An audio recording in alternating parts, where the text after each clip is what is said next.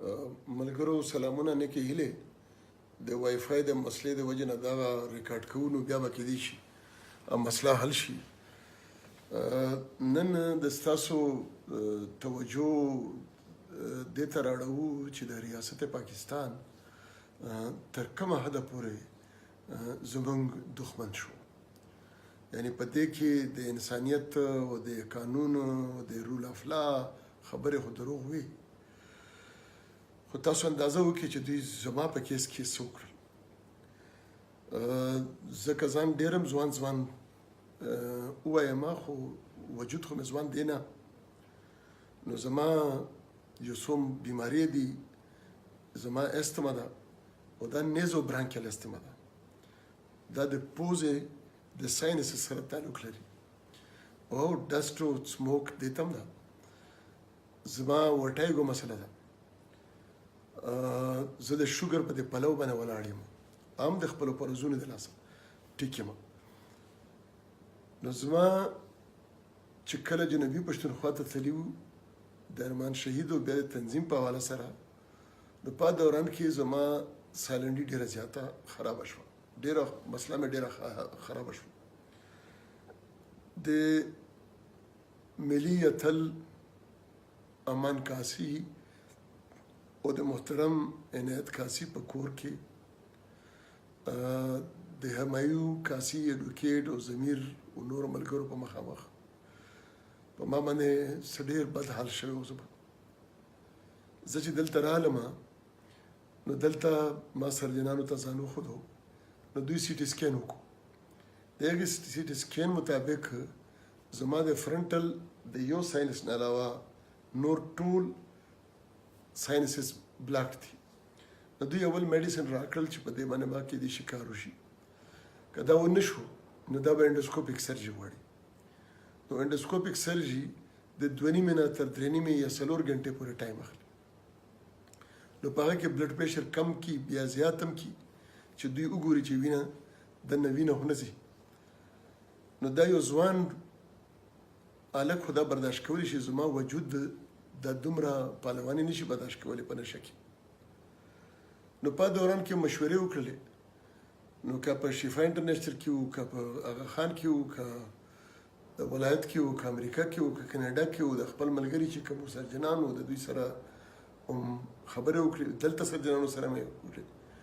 نو د لندن هاسپیټل میری ټایم هاسپیټل ډاکټر سره دوی ټول ورته خوښ کړو، ځکه چې اوس د ای ان ټیم په غوږ پوزه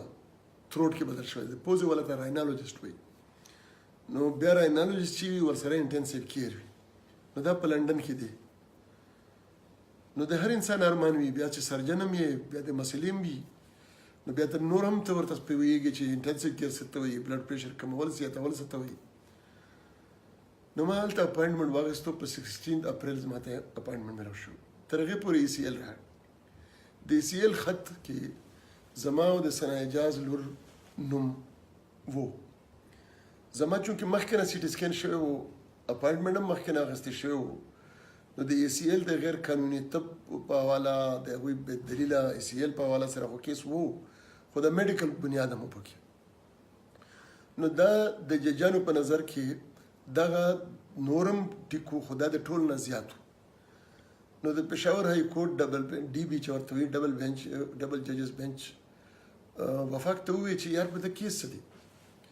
هغوی وایي چې ده باندې د بنو د جلسې اف آی آرونه دي. هغه وایي مقدمه چلېدلې ده؟ وایي نه. وایي چې مقدمه نه ده چلېدلې، نو دوی په ای سی ایل څنګه واچولو؟ هغه وایي یار دوی خپلې مرضي علاج ته پرېږدي او فورن یې پرېږدي. هغوی ورته وایي چې موږ له ټایم راکړي.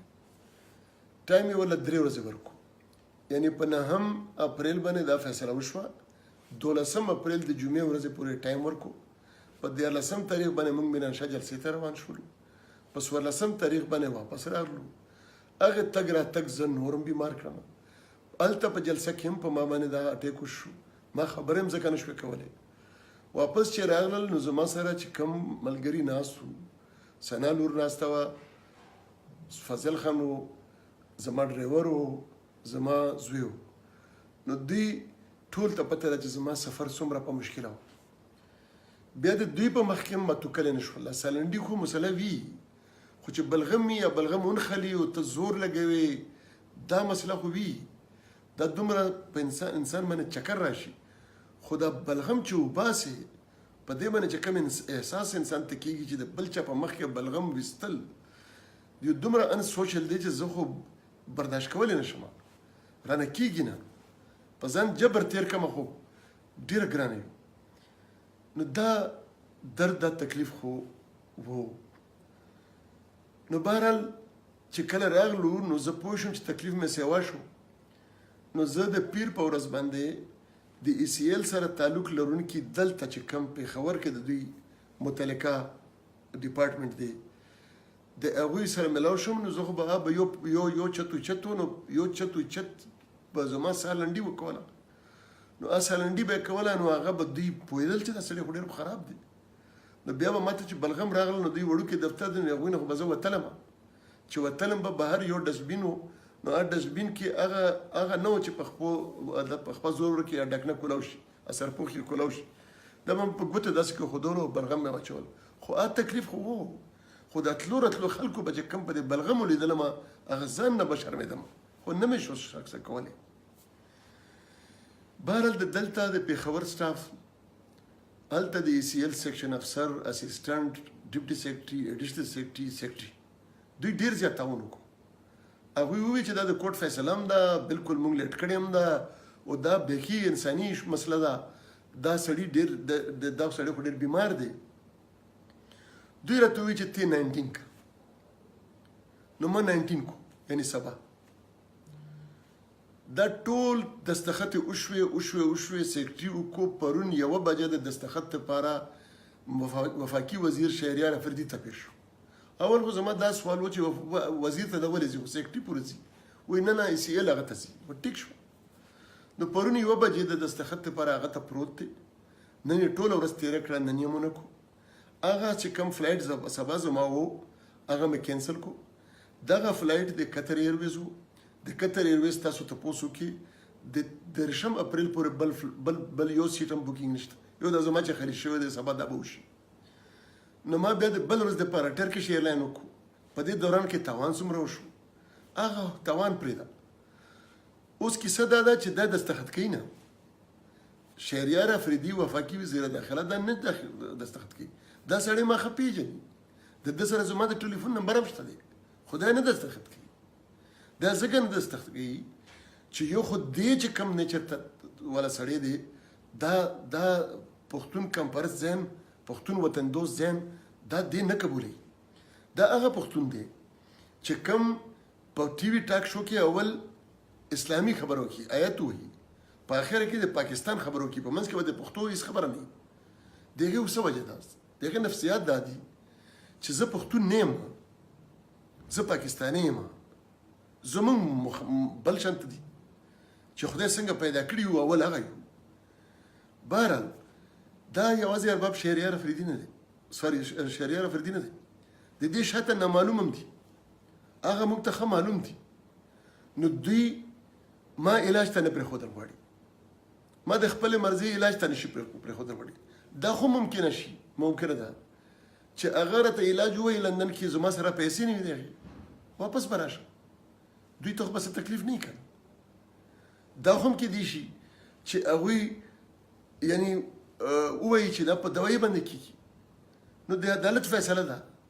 زما بنیادي انساني حق دی آئیني خو دی انساني حق مې دی ما د خپلې مرضۍ علاج ته ولې نه پرېږدي دوی مې نه پرېږدي دوی مې ولې نه پرېږدي تاسو لږ ملګرو دې ته سوچ وکړئ چې دوی ارمان لوني چې کله بېهوشه کو شهید زموږ ملي اتل زموږ ملي شهید نو دوی هسپتال ته ولې نه پرېښودو دا د پولیس ګاډی ولې ورته ور وکېدو دا چل زما سره هم کول غواړي دا د نورو خلکو پښتنو سره هم کول غواړي دا د پی ټي ایم نورو اکټیویسټانو سره هم داسې کول غواړي دا د برداشت کولو نه ده زما چې څومره مالي تاوان وشو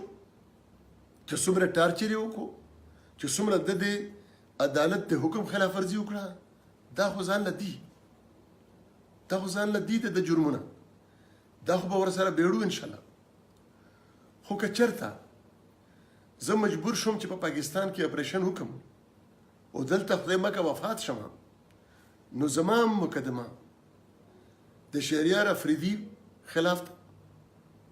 زما خپل بال بچ خپل خاندان ته دا وصیت دی چې زما قاتل بیا شهریار افریدي او د شاته انا معلوم دي. انا معلوم به دوی ته څنګه معلومیږي؟ انا معلوم به دوی ته داسې معلومیږي چې دا شهریار به د پښتونولۍ په حساب سره ګیري او دوی ته به وایي چې دا نور څوک. شهریار افریدي د دا یاد ولري چې زه د ده په شان نه یم او کمزوری خو یم، بېوسه خو یو. خو چې کله حکیم الله محسود امیر طالبان پاکستان هغه ماته خط رالیږلی او 2 طالبان یې رالیږلي وو، یو انور و یو زالي و. او هغه خط اوس هم په اوریجنل کې زما سره پروت دی چې ما پر ډیوا باندې ویلي وو چې بره د فوجي چوکۍ ده، لاندې د طالبانو اډه ده او په خپلو کې کرکټ کوي. دا دښمنان نه دي، دا ته زموږ خلاف خبره کړې ده، ته واجب القتل یې، ته د انټرویو د خلاف انټرویو ورکړه او موږ له 50 لک روپۍ راکړه. ما نه بینګا یا بونګا درکولی شم، نه دا ژوند او مرګ ستاسو په لاس کې دی، دا د الله په لاس کې دی. هغه یاد سره ملوېدل غواړي، ما بنو ته راوله، بنو ته زه به مړ شم، د من ځای به وګورو، خبرې به وکړو. دوی نه وزیرستان ته راشه، د طالبانو وي ما وزیرستان ته چې در زمانو ما ته ګارنټي راکړي، وایي نه موږ ګارنټي درکړو. ما ستاسو ګارنټي نه غواړم، ما ته د ډرون ګارنټي راکړه او د فوج ګارنټي راکړه چې دا به ما نه وژني. نه وایي طالبان به تاسو نه وایي، ما ګوره طالبان چې ما مړ کړي په وزیرستان کې زه داسې بې ورک انسان نه یم. زما د یو د وینې څاڅکي په بدل کې به طالب مري، د ستاسو نه هېڅ ګارنټي نه منم چې کله زما د تر شهید کو نو طالبان هم مړه شوي وو، دا ویل غواړم. نو شهریار صاحب زه چې کله د ستا د لاسه دلته مړ شم، چې کوم علاج کې دلته زه مړ شم، زما قاتل ته په دې حواله سره دې چې څومره د عدالت د حکم عدولي کوي، د عدالت توهین کوي، دا چې څومره زه ټارچر کړم د یو بیمار په حیثیت سره، چې څومره مالی تاوان یې راکړو او چې زما جاني تاوان وشي، د دې هر څه ذمہوار دی او د دې په حواله سره به بالکل که تاسو ټول ما یوازې پرېږدئ، ټول پښتون قوم ما یوازې پرېږدئ، زه دا نه پرېږدم. او که ریاست دا غواړي چې زه به د پښتنو د نسل کشۍ خبره نه کوم، که ریاست دا غواړي چې زه به د ټروت اینډ ریکنسیلیشن کمیشن خبرې نه کوم، دا به کوم. دا به چې د مرګ په بستره باندې ناست یم، پروت یم او لږ لږ خبره رانوځي، دا به زه کوم انشاءالله. تاسو موږ د خپلې لارې نه لرې کولی نه شي، خو دا خواست به ضرور وي چې زما دپاره نه، زما د ذات دپاره نه، خو د دې ریاست دغه مخ ضرور دنیا ته وښیي چې دا هغه ریاست دی چې د عدالت آیین خو خود نه مني، د عدالت حکم هم نه مني، دا بیماری هم نه مني، بیمار ته د خپلې مرضۍ د علاج موقع هم نه ورکوي، او دا هم په کمینګۍ سره دستخط نه کول، نن جاز نه سبا زه خپل حق غواړم، په جار یې غواړم، او چې کم اکشن اخلو او د ملګرو سره په صلاح باندې اخلم، انشاءالله ټول به انشاءالله په اعتماد کې اخلو. ډېره مننه، خوشحاله اوسئ. خو دې په حواله سره منت یې چاته نه کوم، منت تاسو ته هم نه کوم،